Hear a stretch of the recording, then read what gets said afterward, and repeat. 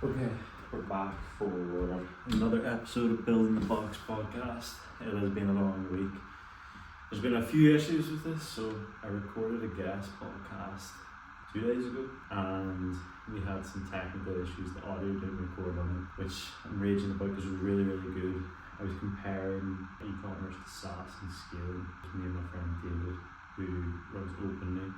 And it was a really good conversation. There's plenty of learning talking points in there that I think are pearls of wisdom if you're still scaling the software. But we'll have to do it some other time and maybe do it in a couple of weeks because I just don't want to repeat the same conversation.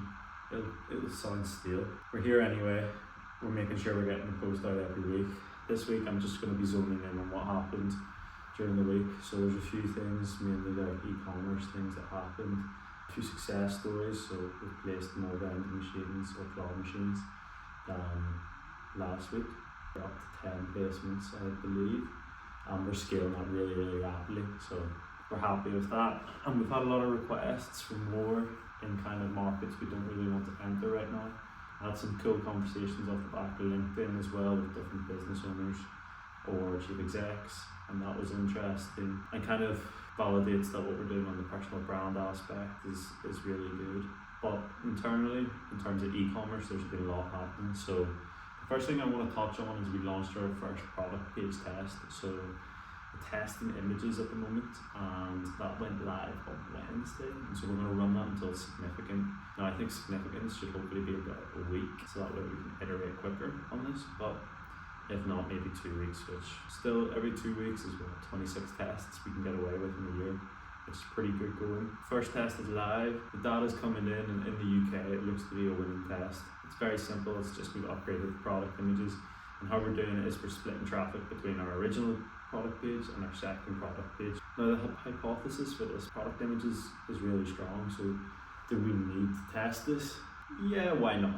Even if it failed slightly, would it stop me from implementing it? Maybe, yeah, actually truly it would have made me go back to the drawing board and make even better images. Previously our images kind of suck, they're average. I made them on Canva about 2 years ago, so they needed switched up. They're live now, that test, and we should know more next week. We haven't been able to get the listicle test up, which is annoying. It's taken slightly longer, but once we're over this initial hurdle, we will be able to test listicles way quicker in really quick iterations. And that's something I'm kind of pitching off of Hollow Socks, and it's a coffee brand, I want to say Javi Coffee, both in America, who seem to run similar funnels to us. So from what I've seen, they've got over 100 iterations on these pages, and that's something that I want to be sitting here talking about in 2 years, about how we test this page about 100 times, and now we've got it the almost perfect level of a landing page. We have also been doing a lot of building the personas in line with meta, so that's a big thing coming out of Andromeda, is that we need to target each personas. And by personas in idle speak is, if you are myself, I would fit within the persona of, say, male aged 18 to 25, then there would be a different persona of males aged 25 to 35, and then the male is 35 to 45. Each one of these three personas has different things. Like mine is probably working out, going out drinking.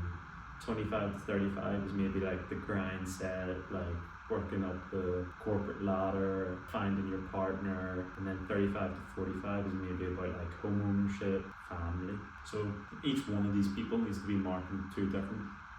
How you explain emotionally, copy, all these different concepts need to be essentially specified for each persona. And so we're trying to get more in depth with that, building it out for the range of personas, for our personas that our data is telling us. And I don't want to give away that too much, but our data is telling us, this persona is really big.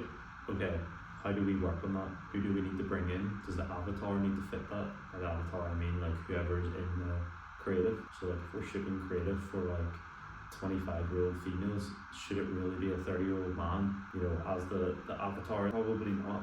And so it's trying to fit and match that up, and we really need to get better data. And so that's something we've been building on, is post-purchase surveys, how we collect data through post-purchase surveys, how we collect data through subscribers, how we collect data through Facebook, the traffic it sends us through, email collection points, what are people interested in. We're trying to collect all these different things so that we can basically make better decisions, marketing and spend wise. So that's been a big focus for us, and the thing I've realised is that the more, because this is something I've neglected to a point, when you're just scaling in the early stages, I don't think you need that much data. I think it's all gut instinct, especially in a business like mine where I'm marketing to people who have similar interests to myself. It's just like, do I like this? Then it'll probably work. But as you grow and you start marketing to different people, you definitely need those data and that insights from those different people. And the more we gather in of this data, it gives us kind of a moat that no other company can enter into our industry and will know as much about us. Because we know what shirts will work for people and what shirts don't work, what angles work for people, what don't work. So that's really valuable as a business for us, and I guess that's what valuable if anyone wants to buy us at some stage. This past 2 weeks I've been going down the rabbit hole of SEO, Google Ads. So Google Ads is something historically we have neglected. Google Ads should never make up a huge part of your business. They're essentially a tenth of your ad spend, maybe slightly higher, like a fifth if you can really push it. And so you really shouldn't focus on them too much until you reach good scale. Now we've reached good scale where spending on Google Ads probably does make sense. We've spent on brand search, which is just when people look up our name to protect, other competitors bidding on it. And I don't think we've even done that well. Like, there's something about the user interface for Google that I really, really don't like. And so I never invested time to learn it. But now we have the resources and we have the time. We need to invest into learning it and getting better at SEO, something our competitors will do way better. We need to do better at Google Ads. The Google Ads is split into search ads and then into demand generation, probably via YouTube. Demand generation via YouTube is a tricky one, and it's something we need to progress towards as we grow. I don't think we need it right now, but as you scale, I think it probably does need to mix into a part of your budget. And so I was looking at some holdout tests that House, I think that's how you pronounce it, they ran, and it seems pretty incremental. Some of the stats seem to say your actual CPA for YouTube is about 3 times less than reported in platform. So if in platform it's reporting £100 CPA for YouTube, in reality it's only £33. So that misattribution is probably what kills YouTube a wee bit, and why no one ventures down into it. Also, you just don't need to. It's demand generation on top of funnel, unless you have meta working and advice doing YouTube. But it's something we need to look into as we continue to grow.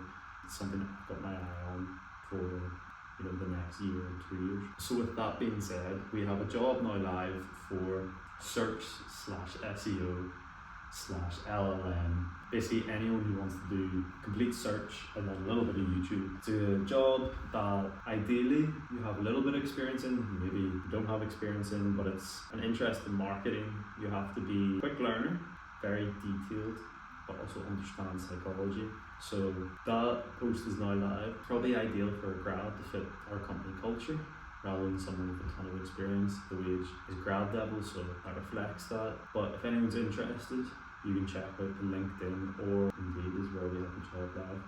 So stick an application in and we'll go through the rounds with you. At the minute in hiring we have 4 rounds. So first your application, which is essentially just checking your CV. Then we go through standardized tests, we go through first round interview, then we go into the project that is specific to the industry, and then we go into final stage interview. If you make it to the project and you do really well, then the final stage interview is really just, it's routine. You shouldn't get rejected at this stage. So that's our process at the minute.